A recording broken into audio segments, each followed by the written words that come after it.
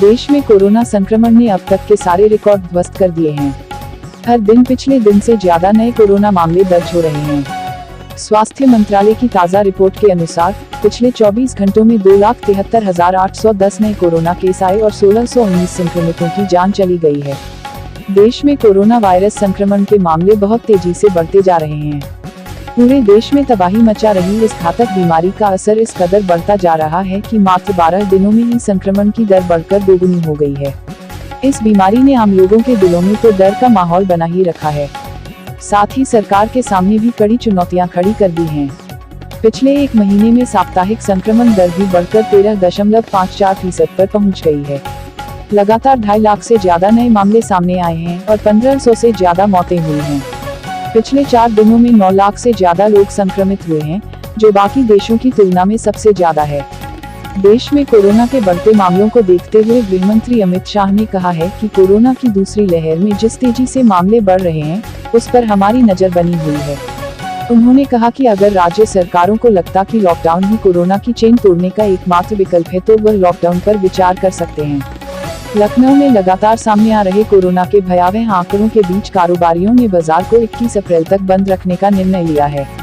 अब बुधवार को हालात को देखते हुए यह निर्णय लिया जाएगा कि बाजार खोले जाएं या फिर बंदी जारी रखी जाए। बंदी के दौरान हजरतगंज, अमीनाबाद, आलमबाग, नाका चौक, भूतनाथ, लाटूश रोड, गौतम बुद्ध मार्ग, शिवजी मार्ग और पांडेयगंज समेत अन्य बाजारों में दुकानें नहीं खुलेंगी। इस दौरान कपड़ा, सर्राफा बाजार, इलेक्ट्रॉनिक आइटम, मोबाइल बाजार का कारोबार ठप रहेगा। उधर हजरतगंज मार्केट 22 अप्रैल तक बंद रहेगा। लखनऊ के सांसद और देश के रक्षा मंत्री राजनाथ सिंह के निर्देश पर DRDO ने लखनऊ में जंबो ऑक्सीजन सिलेंडर की बड़ी खेप भेजी है, जिसको उत्तर प्रदेश सरकार को सौंपा गया है। सरकार इनका प्रयोग उन कोविड अस्पतालों में करेगी जहां पर बड़ी संख्या में संक्रमित भर्ती हैं।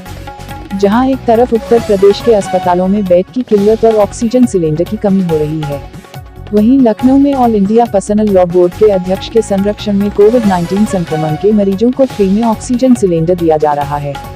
चांद कुरैशी नाम के समाजसेवी युवक जरूरतमंदों को फ्री ऑक्सीजन सिलेंडर सप्लाई कर रहे हैं।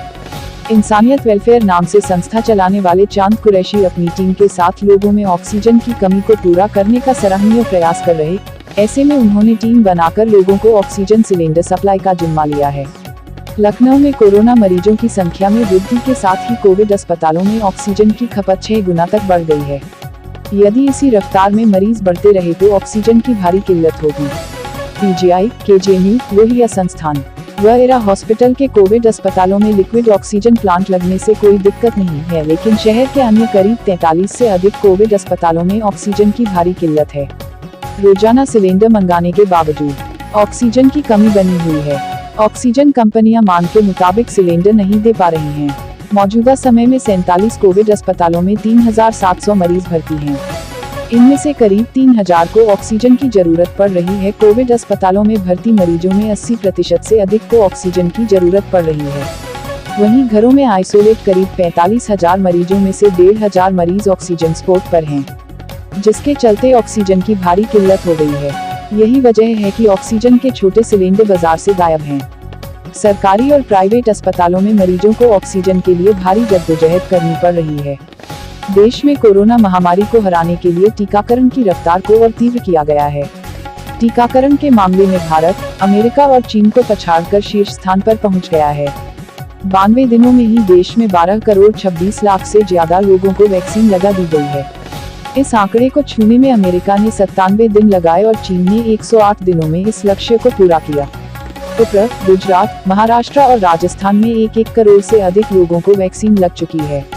बिहार के पूर्व मंत्री एवं जदयू के तारापुर से विधायक मेवालाल चौधरी का कोरोना संक्रमण से आज तड़के निधन हो गया। वह 68 वर्ष के थे। कोविड-19 की रिपोर्ट में CT वैल्यू को लेकर इन दिनों काफी भ्रम फैला है, जबकि ICMR का कहना है कि CT वैल्यू का बीमारी की गंभीरता से कोई लेना देना नहीं है। CT वैल्यू व्यक्ति में संक्रमण की मात्रा को नहीं बताता, वह केवल यह बताता है कि व्यक्ति संक्रमित है या नहीं। एक किट की CT वैल्यू दूसरे किट पर अलग हो सकती है। संक्रमित व्यक्ति का CT वैल्यू कई बातों पर निर्भर करता है, मसलन सैंपल किस प्रकार से लिया गया है, उसकी जांच किसने की है, व्यक्ति से कितना सैंपल लिया गया और उसकी जांच कितने घंटे बाद की गई, यह उस पर भी निर्भर करता है। CT वैल्यू तापमान पर भी निर्भर करती है। इसलिए सीटी वैल्यू को लेकर बहुत घबराने की जरूरत नहीं। भारत में कोरोना वायरस संक्रमण के बढ़ते मामलों को देखते हुए दूसरे देश भी अब एहतियातन कड़े कदम उठाने लगे हैं। इस कड़ी में हांगकांग ने भारत से पहुंचने वाली उड़ानें आगामी 3 मई तक के लिए स्थगित कर दी हैं। भारत में कोविड-19 के बढ़ते मामलों के चलते हांगकांग ने यह कदम उठाया है। हांगकांग की सरकार ने पाकिस्तान और फिलीपीन से पहुंचने वाली उड़ानों को भी इस अवधि के लिए स्थगित कर दिया है। उत्तर प्रदेश में आज 20 जिलों के पंचायत चुनाव के लिए मतदान हो रहा है। राज्य में आज पंचायत चुनाव का दूसरा चरण है। राजधानी लखनऊ सहित अमरोहा, आजमगढ़, इटावा, एटा, कन्नौज, गोंडा, गौतम बुद्ध नगर, चित्रकूट, प्रतापगढ़, बदायूं, बागपत, बिजनौर, मुजफ्फरनगर, मैनपुरी, महाराजगंज, लखीमपुर खीरी, ललितपुर और सुल्तानपुर में वोट डाले जा रहे हैं। मतदाता ग्रामीण सरकार चुन रहे हैं। इस चुनाव में मतदाता जिला पंचायतों के सदस्यों और क्षेत्र पंचायतों के सदस्यों और ग्राम पंचायत के प्रधान चुनेंगे। आज लखनऊ में पंचायत चुनाव की वोटिंग खत्म हो जाएगी। लखनऊ में जिस तरह से कोरोना का तांडव मचा हुआ है, इसको लेकर आज ही उच्च न्यायालय भी सुनवाई करेगा और इस बात की पूरी संभावना है कि उत्तर प्रदेश के कुछ जिलों में जहां संक्रमण तेज है और पंचायत चुनाव हो चुके हैं, कुछ दिनों का लॉकडाउन लगा दिया जाए। इस पर पहले ही हाईकोर्ट द्वारा सरकार की विचार करने का निर्देश दिया जा चुका है। आज संभावना है कि हाईकोर्ट कोई और आदेश जारी करे और सरकार भी कुछ दिनों के पूर्ण लॉकडाउन पर गंभीर हो। मिस्र की राजधानी काहिरा में एक रेलगाड़ी पटरी से उतर गई, जिससे कम 11 लोगों की मौत हो गई और 98 लोग घायल हो गए। बेंगलोर ने IPL 2020 क्रिकेट के रविवार के मैच में कोलकाता नाइट राइडर्स को 38 रन से हरा दिया। पहले बल्लेबाजी करते हुए बेंगलोर ने निर्धारित 20 ओवर में 4 विकेट खोकर 204 रन बनाए, जिसके जवाब में कोलकाता नाइट राइडर्स की टीम निर्धारित 20 ओवर में 8 विकेट पर 166 रन ही बना सकी। IPL 2021 का रविवार का दूसरा मैच किंग्स 11 पंजाब और दिल्ली कैपिटल के बीच खेला गया। पंत बनाम केएल राहुल की यह भिड़ंत काफी रोचक रही। दिल्ली कैपिटल्स के कप्तान ऋषभ ने टॉस जीतकर पंजाब को पहले बैटिंग का न्योता दिया। किंग्स 11 पंजाब की टीम ने मयंक अग्रवाल और केएल राहुल की अर्धशतकीय पारी की बदौलत 4 विकेट के नुकसान पर 195 रन बनाए। जवाब में दिल्ली कैपिटल्स ने शिखर धवन के 92 रनों की मैच जिताव पारी के चलते 6 विकेट से जीत हासिल कर ली। IPL में आज राजस्थान रॉयल्स और चेन्नई सुपर किंग्स के बीच मुकाबला होगा।